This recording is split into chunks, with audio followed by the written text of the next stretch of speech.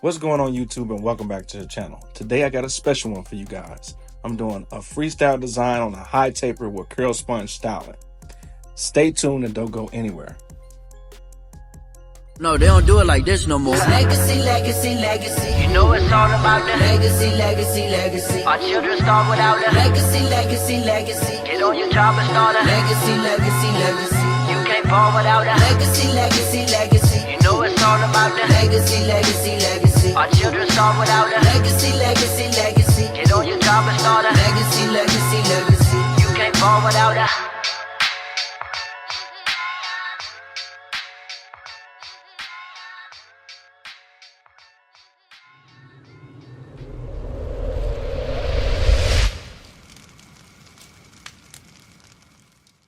All right guys, so I'm starting out this cut by combing the hair, and he has dry scalp, so I'm using my Flex, which is a heat activated dry shampoo service that you could do in the chair without actually going to the shampoo bowl. You're gonna see me applying it.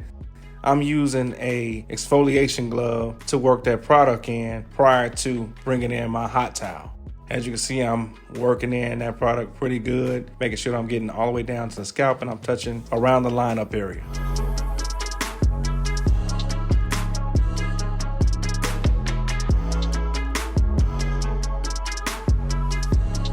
Next thing, I brought in a hot towel. My nephew's young, so I didn't have it super hot, but just hot enough for that product to work. You apply a 15-second hold on this product, and then after that, you want to go ahead and blot dry the hair.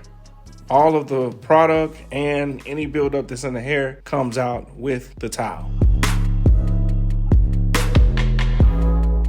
Now, I'm just making sure that I be thorough here. And, you know, that's pretty much the real time of how long it takes to actually do the shampoo, which is good for time.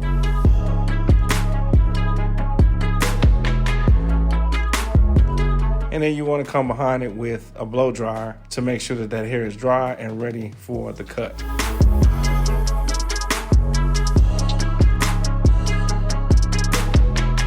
After that, I want to brush and make sure that the hair is laying in the right direction. Using my recharges from Supreme Trimmer Company, I'm punching in my first line.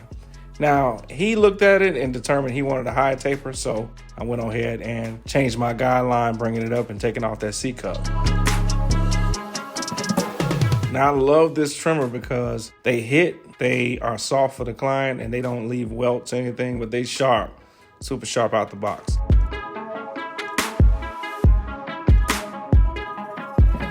I follow that with my full shaver, and I only use a full shaver in that area. Now I grab my instincts and I open up the lever, creating a 0.5 guideline and just making sure that it is consistent within that guideline and is all the same shade at the end.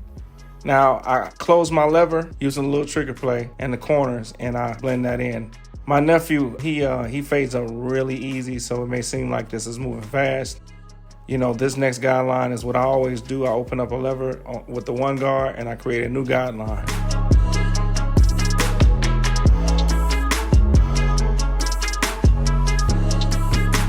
And then I grab my half guard with the lever halfway open and I attack that bottom line, using my corners where necessary. You want to make sure that you're brushing during this step, because if the hair is laying in the wrong way, then you're not accurately cutting against the grain.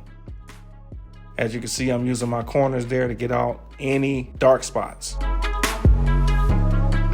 Now I'm grabbing my one guard again, and I like to do this step just to debulk but also keep it dark. Now I found the direction and I went exactly with the grain with the lever open first, and then I'm closing the lever right here and going in that same pattern to debulk it in a way that keeps it still dark. Now I'm setting in another guideline with my 1.5 guard with the lever open, and basically it's a small 2 in this instance. So I'm just making sure that this guideline is consistent, brushing throughout the way.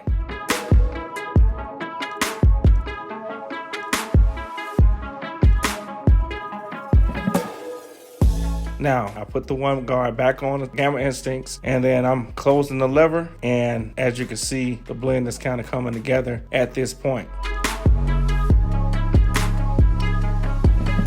very important to keep brushing and finding the direction to go exactly against the grain. If you can't have the dexterity in your hands to, make sure that you find the direction and go accurately against the grain, then it'll be harder for you to bring this blend together. As you can see, I have the 0.5 guard on there right now, and I'm just doing the finessing of the fade.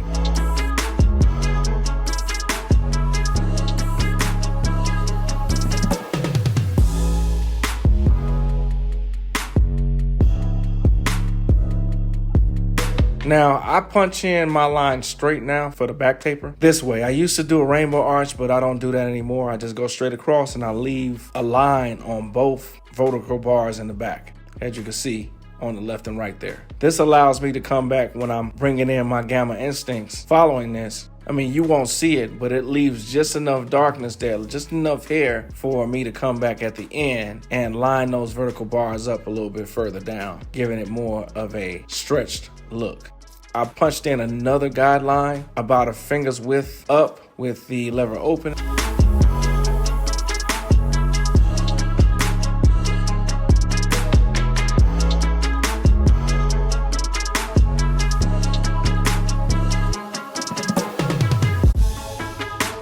And now here, I have the lever halfway open and I'm attacking any dark spots that I see using my corners and being careful not to push it up unless I have that lever all the way open, which I do right here. Now I'm just spot checking the fade and I'm doing a little trigger play, meaning I'm opening and closing the lever based on whether or not it's dark or not. If it's too dark and it's not cutting with the lever open, then I'm gonna inch it closed and attack with my corners to make sure that that line comes out.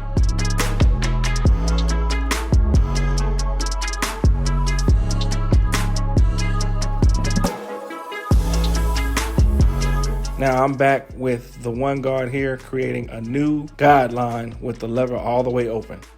And I'm going about an inch up from the bottom of that 0.5 line that we created earlier. I'm using my corners because I want to make sure that all of my guidelines are parallel and very consistent.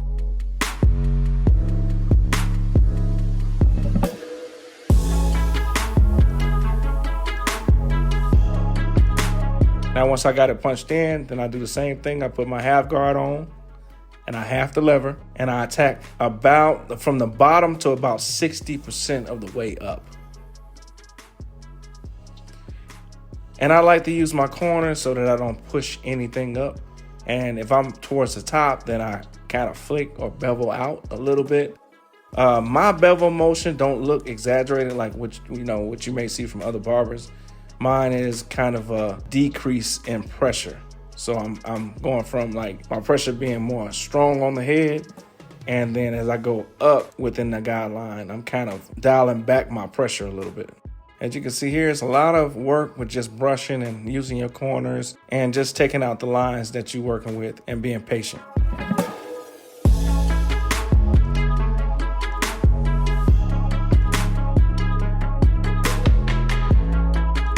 Now, I'm gonna do like I did last time, put on the 1.5 guard, open that lever up, and create another guideline all the way up. Now, this area is already at about a 2, so it's not doing a whole lot, but you wanna make sure that you at least pass your 1.5 guard here, ensuring that it is not uneven. You can't go off of the last cut and you can't make assumptions. This is just being thorough right here, guys.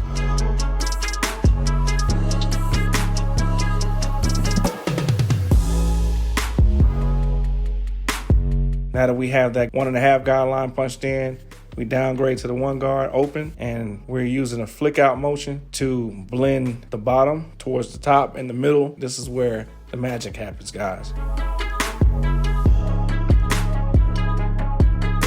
And as you can see, I'm constantly brushing the hair to make sure that it's landing in the right direction. Because when you don't brush, instead of cutting the hair, you're pushing it out the way and you're moving the hair around instead of cutting it. So that's the importance of brushing.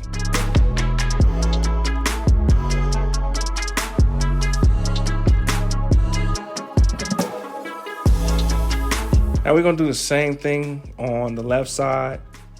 just making sure that we punch in that guideline. I kind of skipped a step here and kind of debulked just so I can have a better view of what I'm cutting. And then I went back to my normal step, the 0.5 guideline with my instincts with the lever open with no guard. My second guideline here is that 1 guard open, which is a 1.5. And I'm really just debulking this area pretty well and brushing it.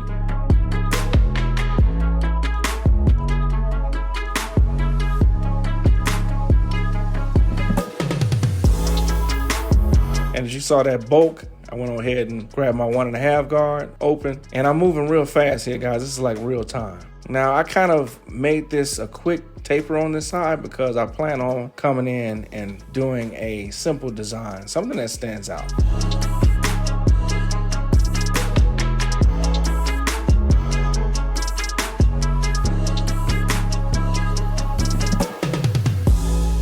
Now I'm prepping the hair and the line up area so I can line up and punch in those lines really sharp. I hit it with the blow dryer to lock down that hair. And then you'll start seeing the lineup come together.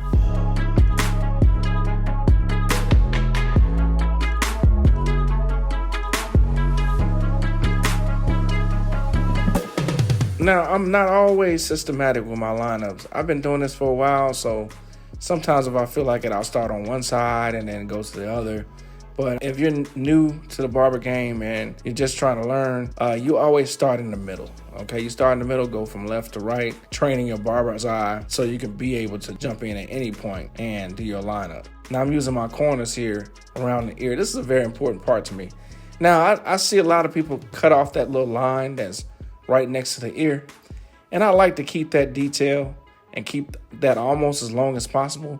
And I'll come in later on and like blend the bottom of that taper by the ear off, but I like to see it come and wrap around the ear towards the front. So that's what I'm doing there. As you can see, it's kind of faint, but you can kind of see the detail that wraps around the ear.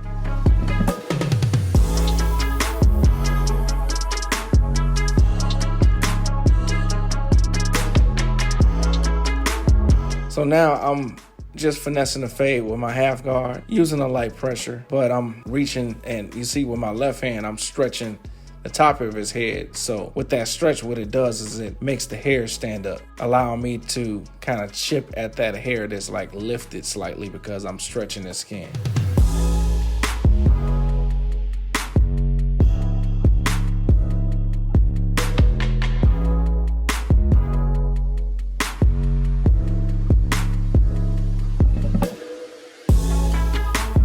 Now that we have a preliminary locked in, I'm gonna go ahead and punch in my design. I'm doing something simple for him. I normally do crazy stuff on my nephew, but he wanted something simple today for his trip. So I'm just gonna do like a Z line with the bottom of it being like a slash part. Something simple, something elegant, and something that's gonna kind of stand out because, you know, I like to sometimes do a design in the taper area. You don't see that too often. So it's just a nice touch.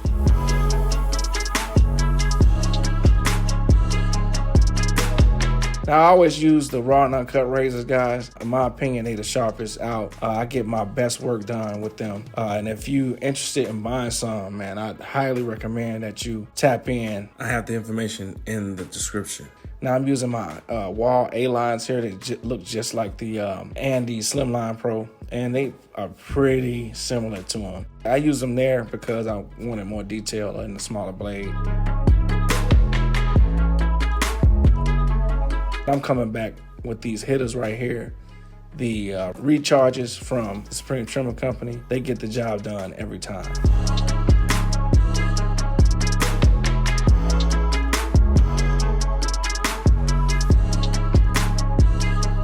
Now I'm going ahead and blending in this side taper a little bit more, just bringing some more detail to that, nuance to that fade using trigger play. I'm closing it when I need to take out a lower dark spot, and I'm opening it as I raise up the fade.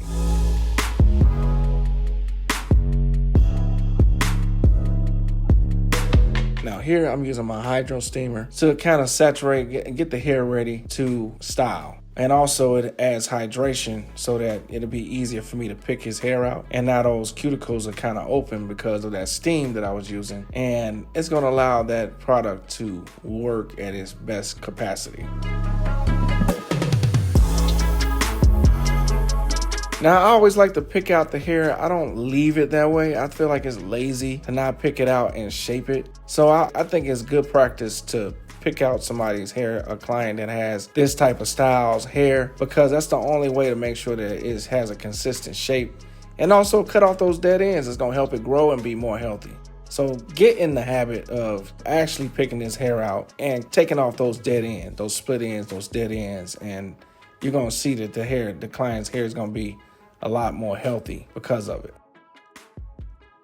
As you see right here, I'm cutting down his fringe. I kind of don't like it when it hangs over too much. It also allows me to get to that lineup and just bring some detail all around.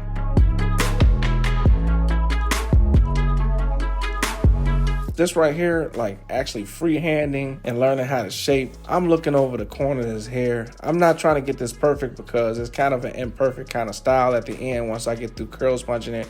But, you know, I'm just trying to be thorough here.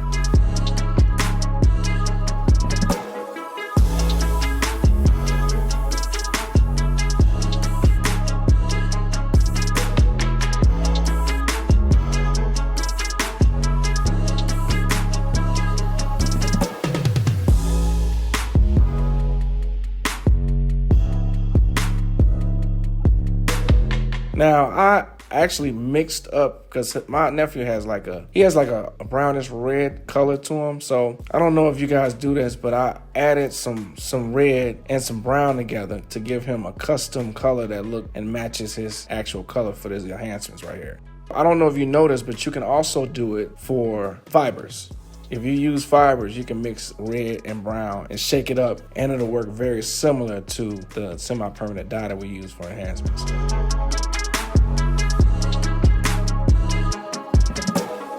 Now I'm using my Barber pencil right here to add some, I guess, contrast to the lineup. It just allows the haircut to have more of a pop, especially in those lines. As you can see, it's kind of making those lines a little bit more visible.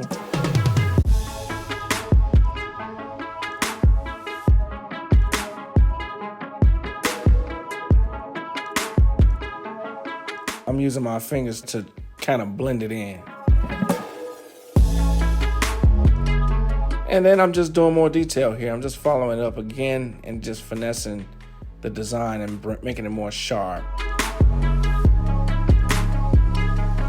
And here's a technique that I do sometimes, especially if I know I'm gonna do a picture. You can put a little barber pencil there and like brush it in. It's gonna make it pop. I didn't necessarily do it for his cut. I did that one side only because I wanted to show you guys the technique. But it's something that you can do in a ball fade. Let's just say you're gonna post a picture or you're gonna be doing a video, just showing off that taper, making it look cleaner. Now I'm using some dragon spray here. It's an aloe spray, and it's gonna help loosen up that hair and moisturize.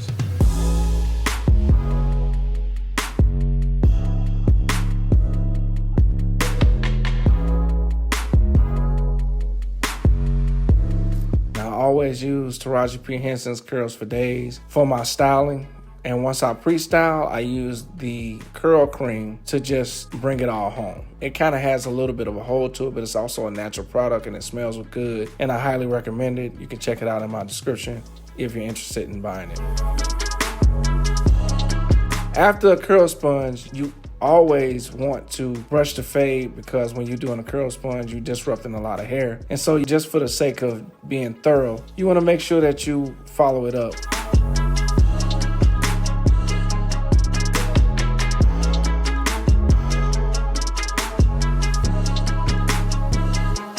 I know you've seen this cusp on the side.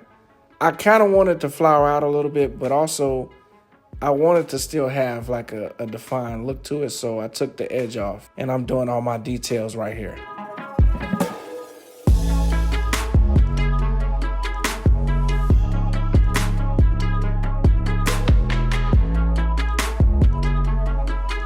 Now I notice I need a little bit of debulking to be done, so as you can see the area that I'm attacking right here, it's about a 2, so I debulked it a little bit more with the 2. Open.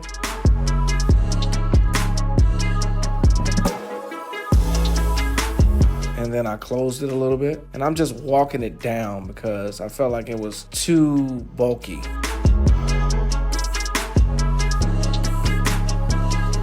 And so then I grabbed my 1.5 after that. And I have it open just to be safe. And I'm coming against the grain with it open. I just want this blend right here to be super smooth, so I'm doing what it takes to bring it all together.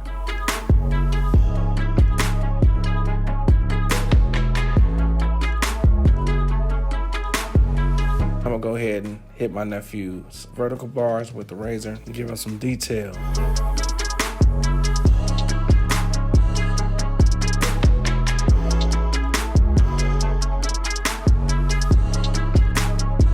And I'm real thorough, guys, so, you know, it ain't as perfect as most videos. You know, I'm gonna follow that up with some sheen spray. And then use a Q-tip to kind of take off those white lines that were still kind of there.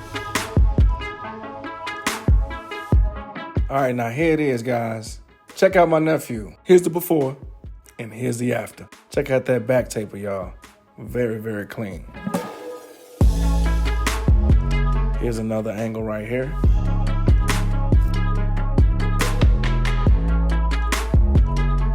See, this is the type of work I like to do, detail work. And I got a lot more in store for you guys. So, you know, if there's anything that I left out, go ahead and leave it in the comments section.